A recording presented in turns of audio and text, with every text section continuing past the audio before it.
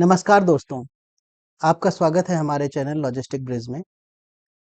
पिछले 27th की night में मैंने आप लोगों को जो इंडियन राइस पर बैन लगा था और जो ड्यूटी में चेंजेस आए थे उसके बारे में एक बहुत ही शॉर्ट नोटिस पर एक छोटा सा वीडियो बना के दिया था।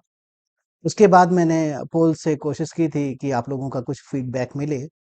तो अभी लोगों की यही इच्छा थी कि इस नोटिफिकेशन को थोड़ा सा और बेहतर तरीके से मैं एक्सप्लेन कर पाऊँ आप लोगों को।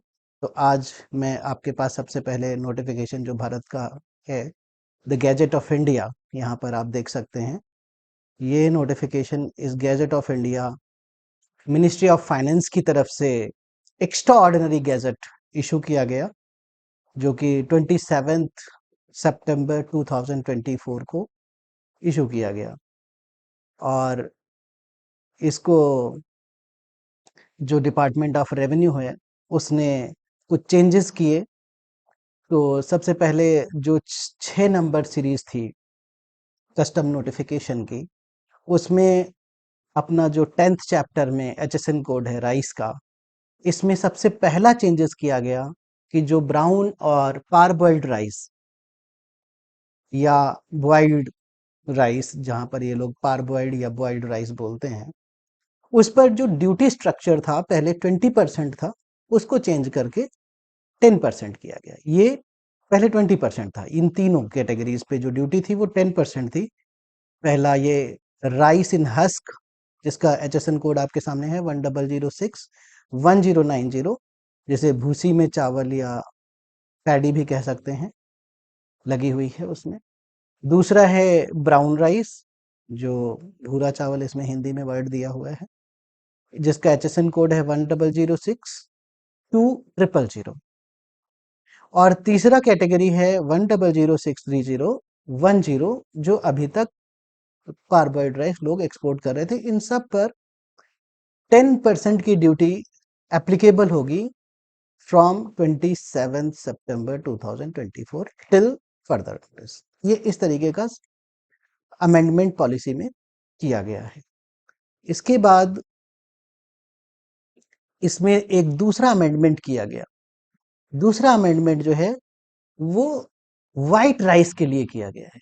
जो व्हाइट राइस जुलाई 2023 में गवर्नमेंट ने बैन कर दिया था, उसका एक्सपोर्ट प्राइवेट एक्सपोर्टर्स नहीं कर सकते थे, केवल गवर्नमेंट ऑफ इंडिया की एक सब्सिडियरी कंपनी थी वही एक्सपोर्ट कर सकती थी गवर्नमेंट टू गवर्नमेंट, जिससे कि फूड सप्लाई जो इंडिया के कंट्रीज हैं जिनके साथ का इंडिया की ट्रीटी है, उनको फूड सप्लाई इफेक्ट ना हो, इस वजह से government to government export allowed था, जो कि इंडियन गवर्नमेंट ही कर सकती थी। प्राइवेट एक्सपोर्टर्स को अलाउड नहीं था, बैन कर दिया गया था। उस राइस को भी, जो कि 10063090 इस कैटेगरी में आता है, उस पर कोई ड्यूटी नहीं है, उस ड्यूटी को रिमूव कर दिया गया। यहाँ पर जैसे दिया हुआ है पारबॉइल्ड राइस बासमती अलावा, इसका मतलब ये है कि जो पारबॉइल्ड राइस पर है वो ड्यूटी रहेगी 20%। बासमती राइस पर जो एमईपी थी वो पिछले हफ्ते जो है वो गवर्नमेंट ने पहले से ही रिमूव कर दी है। तो इस पहला स्टेप ये था कि बासमती राइस से duty remove, sorry, MEP remove की गई। मिनिमम एक्सपोर्ट प्राइस जो पहले $950 था उसको रिमूव कर दिया गया। तो बासमती राइस पर सारे रेस्ट्रिक्शंस रिमूव हो चुके थे। इस वीक में 27 सितंबर को ये नया नोटिफिकेशन आया जिसमें गवर्नमेंट ने व्हाइट राइस से बैन रिमूव कर दिया है। और ये नोटिफिकेशन जो है वो इमीडिएट इफेक्ट से एप्लीकेबल है।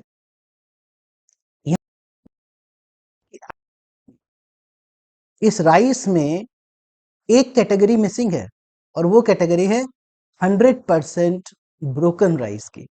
उस अभी कोई भी डिसीजन नहीं लिया गया है। इसका मतलब है कि जो 100% ब्रोकन राइस है वो आज भी बैन है। तो ये चीज एक्सपोर्टर्स भाइयों को याद रखनी चाहिए कि ऐसा ना हो कि वो सोचे अब व्हाइट राइस से रेस्ट्रिक्शंस हटा दिए गए हैं, बासमती से हटा दिए गए हैं, पारबॉइल्ड, तो आप पारबॉइल्ड का ब्रोकन या व्हाइट राइस का ब्रोकन राइस भेज सकते हैं। तो ऐसा नहीं है, 100% ब्रोकन राइस आज भी बैंड कैटेगरी में ही आएगा। तो इस चीज का ध्यान रखना है। ये इसका इंग्लिश वर्जन है जिसमें जो अमेंडमेंट किए गए हैं, और इसमें सेम चीज़ इंग्लिश में दी हुई है। इसके बाद हम लोग बात करेंगे कि क्योंकि इंडियन गवर्नमेंट ने सेमी मिल्ड या होली मिल्ड वाइट राइस को बैन भी किया था, यहाँ पर ड्यूटी के बारे में दिया हुआ है। क्वेश्चन ये उठता है कि अगर जो राइस पहले से ही बैन है, उससे ड्यूटी हटाने या ना हटाने का कोई मतलब है क्या? इसमें इन्होंने दिया कि ड्यूटी नील है, ठीक है ड्यूटी नील है, बट ये तो बैंड राइस था, इसका तो एक्सपोर्ट कर ही नहीं सकते थे।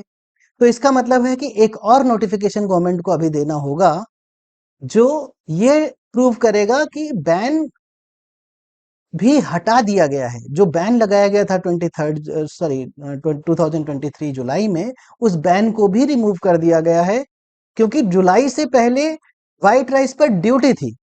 तो सबसे पहले गवर्नमेंट ने ये नोटिफिकेशन दे करके ये क्लियर किया कि व्हाइट राइस पर जो 20% की ड्यूटी थी, वो ड्यूटी आज से रिमूव हो चुकी है, नील हो चुकी है, कोई ड्यूटी एप्लीकेबल नहीं है, क्योंकि government of India already white rice export कर रही थी 20% ड्यूटी के साथ में।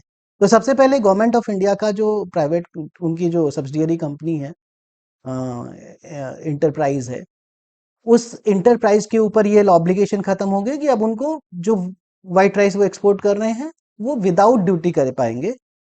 और अब आता है कि प्राइवेट एक्सपोर्टर्स क्या करेंगे, तो उसके लिए गवर्नमेंट ने एक कस्टम्स का अलग से नोटिफिकेशन निकाला है, जो यहाँ पर है।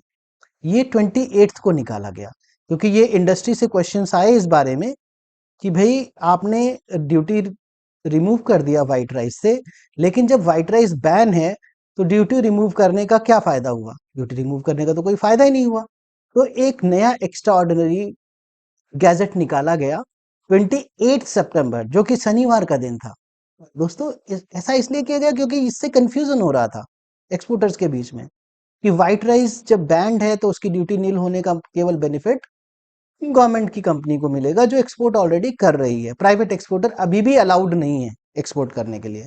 तो इस वजह से ये 28 सितंबर को एक नया नोटिफिकेशन निकाला गया, अमेंडमेंट किया गया पॉलिसी में, जो पॉलिसी 2023 जुलाई में आई थी कि व्हाइट राइस जो है वो एक्सपोर्ट बैन हो गया है, उसको रिमूव किया गया। यहाँ पर आप देखिए पहले क्या था, existing policy prohibited non basmati white rice semi milled और होली मिल्ड वेदर और नॉट पॉलिश्ड, ये प्रोहिबिटेड था। रिवाइज्ड पॉलिसी है free. Policy conditions, export is subject to minimum export price of USD 490 per ton. तो यहां पर गवर्नमेंट ने एक और कंडीशन लगा दी है कि आपकी जो एफओबी वैल्यू होगी वो 490 पर मीट्रिक टन से कम नहीं होनी चाहिए। अगर आप इससे कम में करोगे तो आपकी शिपमेंट क्लियर नहीं होगी, कस्टम्स उसको होल्ड कर लेगा। और ये नोटिफिकेशन भी 28 सितंबर से इफेक्ट में आ चुका है। इसका मतलब जो भी शिपिंग बिल 28 सितंबर ऑनवर्ड्स फाइल होंगे, वो शिपिंग बिल फाइल होंगे फ्री ड्यूटी में और फ्री एक्सपोर्ट पॉलिसी के अंडर में, but with condition of USD $490 पर मीट्रिक टन एज, आप इसको एक्सपोर्ट टैरिफ भी बोल सकते हैं या बैरियर बोल सकते हैं, कि इतना मिनिमम एक्सपोर्ट प्राइस मैंडेटरी है, इससे कम एक्सपोर्ट प्राइस नहीं होना चाहिए। ये एफओबी वैल्यू की बात है। फ्रेट या ओशन फ्रेट इसमें इंक्लूड नहीं होगा, ओशन फ्रेट अलग से एक्सपोर्टर्स को लेना होगा। तो अगर आप लोगों को लगता है कि इसमें किस तरीके से आगे एक्सपोर्ट होना चाहिए, और एक इम्पॉर्टेंट चीज़ ये है कि जैसे पहले भी एक्सपोर्ट पॉलिसी को लेकर के और ड्यूटी को लेकर के एक्सपोर्टर्स को काफ़ी कन्फ्यूजन था। जो पारबॉइल्ड में 20% ड्यूटी आ रही थी, कुछ लोग बोल रहे थे कि ये ड्यूटी पर ड्यूटी ले रही है गवर्नमेंट। तो गवर्नमेंट ऑफ इंडिया का जो 2015 में कस्टम्स के रूल अमेंड हुए, उन रूल्स को अमेंड होने के बाद ये डिसाइड हो गया था कि किस तरीके से एफओबी वैल्यू का कैलकुलेशन होगा।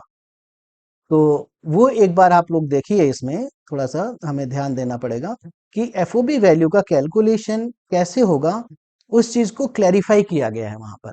तो एफओबी वैल्यू का कैलकुलेशन करने के लिए गवर्नमेंट ऑफ इंडिया ने बोला था, कस्टम्स में जो अपडेट हुआ उस अपडेशन के हिसाब से ये क्लियर मैसेज है कि रॉ मटेरियल के साथ-साथ जो पैकेजिंग मटेरियल की कॉस्ट है, ट्रांसपोर्टेशन है, लेबर है, मिल की कॉस्ट है, फाइनेंस कॉस्ट है, ये सारी कॉस्ट इंक्लूड होने के बाद ही आपकी फाइनल एफओबी वैल्यू आएगी और आपको उसी फाइनल एफओबी वैल्यू पर ड्यूटी पे करनी होगी। तो ड्यूटी जो है वो अलग से आप बिल नहीं कर सकते। सपोज करिए आपने $500 आपका एफओबी वैल्यू है और उसके ऊपर ड्यूटी $100 की हो गई, तो आपका जो शिपिंग बिल फाइल होगा वो $100 हो $500 होगा, जिस पर आपको $100 की ड्यूटी पे करनी है गवर्नमेंट को। तो आपको जो ये $100 है, ये $100 उसी $500 का पार्ट होना चाहिए। आप एडिशनली $100 अपने बायर से नहीं मंगा सकते हैं। तो इसकी कैलकुलेशन के लिए थोड़ा-सा अगर बैक कैलकुलेशन करेंगे एक्सपोर्टर भाई हमारे, तो वो ज़्यादा अच्छा रहेगा। उस कैलकुलेशन को लेकर के अगर किसी को कोई क्वेश्चंस हैं, तो वो मुझे कॉन्टैक्ट कर सकता है। मैं ज़रूर हेल्प करूँगा कि किस तरीके से वो कैलकुलेशन करनी होती है। मेरे पास कुछ फॉर्मेट्स हैं, वो मैं शेयर करूँगा आप लोगों के साथ। धन्यवाद, आज के लिए इतना ही। अगर कुछ भी कोई क्वेश्चंस हो, तो आप मुझसे पूछ सकते हैं। हाँ, अगर ब्रोकन राइस के लिए भी बैन लिफ्ट होता है या कोई उससे न्यूज़ आती है, तो मैं आप लोगों के साथ ज़रूर शेयर करूँगा। धन्यवाद।